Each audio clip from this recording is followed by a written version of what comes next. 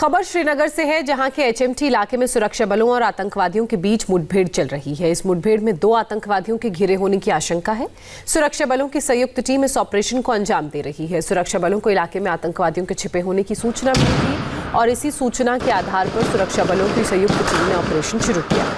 कल शाम 4 बजे जानकारी मिली थी कि अलबद्र के आतंकी नूरा अस्पताल के पास एक हॉस्टल के अंदर छिपे हुए हैं और वहां से वो नए लड़कों को रिक्रूटमेंट के लिए गुमराह करना चाहते हैं। उसके तुरंत बाद ही भारतीय सेना ने चारों तरफ से घेराबंदी कर दी और फिर ऑपरेशन शुरू किया। हम इस समय पारिमपुरा में हैं और ये श्रीनगर का आउटर स्कर्ट एरिया है। यहाँ पर जैसे ही एनकाउंटर शुरू हुआ उसके बाद आतंकी ने सबसे पहले सरेंडर करने की कोशिश की, लेकिन उसके साथ जो एक और आतंकी है उसने उसे सरेंडर नहीं करने दिया। ठीक सामने वो घर है जहाँ पर कॉर्डन लगाने के बाद लगातार ऑपरेशन जारी है और उस घर के चारों तरफ इस समय जम्मू कश्मीर पुलिस, सीआरपीएफ और भारतीय सेना का कॉर्डन के साथ साथ अग्रेसिव ऑपरेशन लॉन्च किया गया है।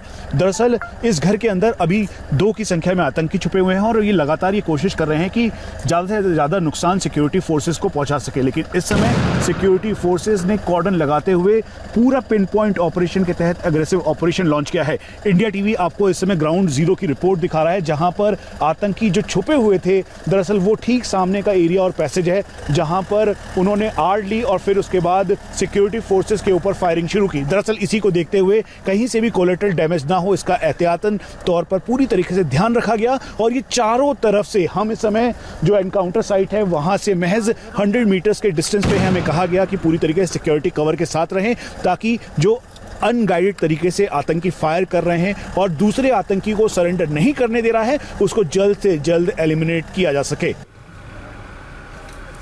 इंडिया टीवी को मिली जानकारी के मुताबिक कमांडर ने सबसे पहले सरेंडर करने की अनाउंसमेंट के बाद की और उसके बाद संदेह ये था कि पाकिस्तानी आतंकवादी भी बच्चों को यहाँ गुमराह कर सकते हैं, जो लोकल बच्चे हैं। आपको बता दें कि जिस लोकल लड़के को गुमराह किया वो भी इनके साथ आतंकी बन गया है, वो भी इनके साथ शामिल है। कमांडर के बार-बार कहने पर भी आतंकी बाहर नहीं निकला और वो सरेंडर करना चाहता था, लेकिन उसके तुरंत बाद ही अंदर से एक और आतंकवादी ने उसे गोली मार दी। उसके बाद एनकाउंटर शुरू हुआ। एनकाउंटर में एक आतंकवादी ढेर हो चुका है।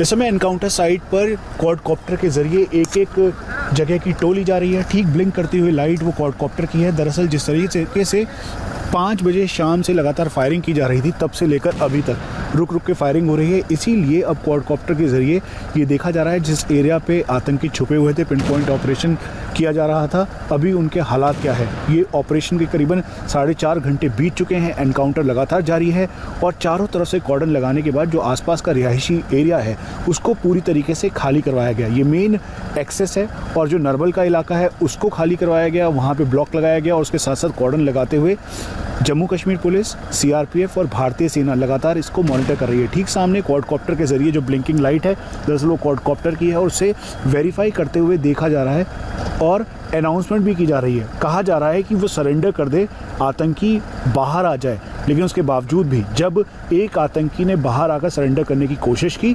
दूसरे ने उसके ऊपर फायर कर दिया, उसे सरेंडर नहीं करने दिया। और यही वजह है कि लगातार ये कोशिश की जा रही है कि जितने भी यहाँ के लोकल लड़के हैं जिनको गुमराह किया है पाकिस्तान परस्त आतंकियों ने, उनको सरेंडर करवाया जा सके। और इस समय एनकाउंटर अभी भी जारी है। 4.5 घंटे हो चुके हैं, लगातार गोलीबारी रुक के हो रही है। कश्मीर घाटी में एनकाउंटर की ऐसी दिलेरी दिखाती हुई रिपोर्टिंग शायद ही इससे पहले देखी होगी। इंडिया टीवी के डिफेंस एडिटर मनीष प्रसाद ने हिम्मत दिखाई और ग्राउंड जीरो से रिपोर्टिंग करने का फैसला किया। आधी रात के बाद से तकरीबन 1000 से भी ज्यादा राउंड की गोलियां इस एनकाउंटर में चल चुकी हैं। इस समय हम उस जोन में हैं जहां से लगातार आतंकियों के ऊपर फायर किया जा रहा है। भारतीय सेना चारों तरफ से इस ऑपरेशन को अग्रेसिव मोड पर लॉन्च कर रही है।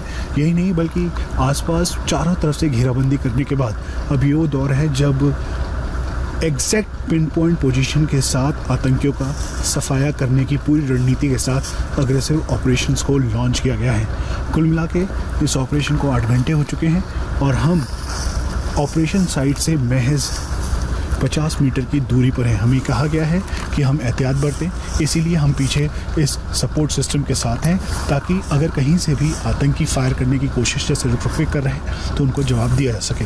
इस समय ऑपरेशन को और तेज़ कर दिया गया है, इसीलिए मल्टी ग्रेनेड लॉन्च लगातार जो घर है उसको पिन पॉइंट ऑपरेशन के साथ उस पर फायर किया जा रहा है ताकि जो आतंकी जहां पर छुपा हुआ है उस एरिया को पूरी तरीके से ध्वस्त किया जा सके।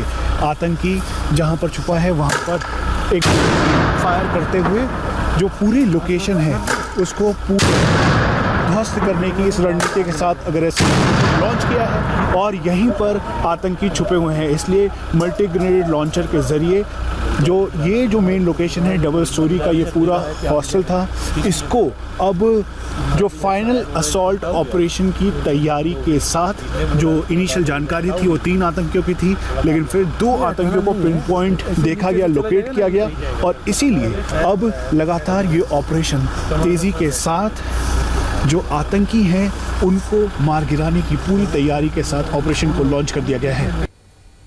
और अब भविष्यवाणी में